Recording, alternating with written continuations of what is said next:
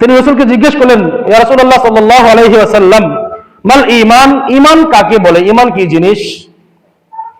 নবী করিম সাল্লাল্লাহু আলাইহি ওয়াসাল্লাম বললেন, ক্বালা আস-সাবরু ওয়াস-সামাহা, ধৈর্য ধারণ করা এবং দানশীল, দান করা। ঈমানের একটা অবস্থান হলো আপনি দুনিয়ার মধ্যে আল্লাহ পাক রব্বুল আলামিন কর্তৃক যত রকমের বালা মুসিবতের শিকার হবেন, প্রত্যেকটা ছোট বড় মুসিবতের মধ্যে একমাত্র আল্লাহ পাক রব্বুল আলামিনের উপর ধৈর্য ধারণ করবেন। আল্লাহ আমাকে বিপদ দিয়েছেন, আল্লাহ আমাকে একদিন না একদিন বিপদ থেকে উদ্ধার করবেন, এই বিশ্বাস যদি আপনার না থাকে আপনি ঈমানদার নয়। এরপর কি বলছেন? ওয়াস-সামাহা, দান করা। আল্লাহ পাক রব্বুল আলামিন আমাকে সুস্থ মস্তিষ্কে, তার দেয়া দুই হাতের মাধ্যমে তার দেয়া মস্তিষ্কে এই দুনিয়াতে হালাল পথে উপার্জন করার তৌফিক দিয়েছেন। এই সম্পদ আবার তারই পথে ব্যয় করতে হবে, এই চিন্তা ভাবনায় মাঝে মাঝেই আল্লাহর রাস্তায় দান খয়রাত করা বিভিন্ন খাতে, এটা ঈমানের একটা অন্যতম শাখা প্রশাখা। এরপরে খুব খেয়াল করবেন, হযরত আব্বাস রাদিয়াল্লাহু তাআলা আনহু থেকে বর্ণিত, নবী করিম সাল্লাল্লাহু আলাইহি ওয়াসাল্লাম বলছেন, বুখারী এবং মুসলিমের বর্ণনা, যাকা তামাল ঈমান মান রাজিয়া বিল্লাহি রাব্বা, ঈমানের স্বাদ, ঈমানের পরিপূর্ণ স্বাদ তো ওই ব্যক্তি পেয়েছে যে ব্যক্তি সন্তুষ্ট চিত্তে হৃদয় উদার করে একমাত্র মালিক হিসাবে আল্লাহকে মেনে নিয়েছেন।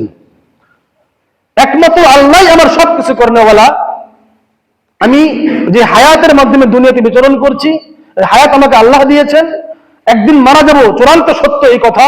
তো যিনি আমাকে মৃত্যুর মাধ্যমে এই ইহকাল ত্যাগ করে পরকালে নিয়ে যাবেন তিনি আমার আল্লাহ।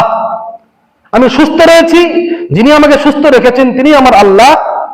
আমি আবার অসুস্থ হয়ে যাব, যখন অসুস্থ একমাত্র আল্লাহ দিবেন, অসুস্থতা থেকে আমাকে আবার আল্লাহ তার কুদরতের মাধ্যমে সুস্থ করবেন, ইত্যাদি বিষয়ে সন্তুষ্ট চিত্তে যে মানুষটা, যে মুমিন ব্যক্তি, যে মুসলমান আল্লাহকে রব হিসাবে, মালিক হিসাবে, একমাত্র সত্তা হিসাবে মেনে নিবে, রাসূল হাদিসে বলছেন ঈমানের পরিপূর্ণ স্বাদ তো ওই ব্যক্তি পাবে। সুবহানাল্লাহ। শুধু কি এটাই না, ইসলাম ধর্মকে একমাত্র রব কর্তৃক মনোনীত ধর্ম হিসেবে যে ব্যক্তি মেনে নেবেন, এই হাদিসের পরের অংশ, ওয়াবিল ইসলামি দীনা, অর্থাৎ যেই মানুষটা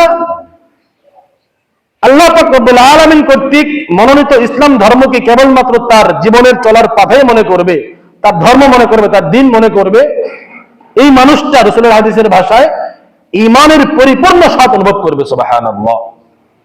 এই হাদিসের আরেকটা অংশ, নবী মুহাম্মদ রাসূলুল্লাহ সাল্লাল্লাহু আলাইহি ওয়াসাল্লাম মালিক কর্তৃক, আল্লাহ পাক রব্বুল আলামিন কর্তৃক সর্বশেষ প্রেরিত রাসূল, আখিরি জামানার পয়গম্বর মুহাম্মদ রাসূলুল্লাহ সাল্লাল্লাহু আলাইহি ওয়াসাল্লামকে যে মানুষটা একমাত্র শেষ পয়গম্বর হিসেবে, সত্য নবী হিসেবে মেনে নেবেন, ওই মানুষটা হাদিসের ভাষায় ঈমানের পরিপূর্ণ স্বাদ গ্রহণ করতে পারবে।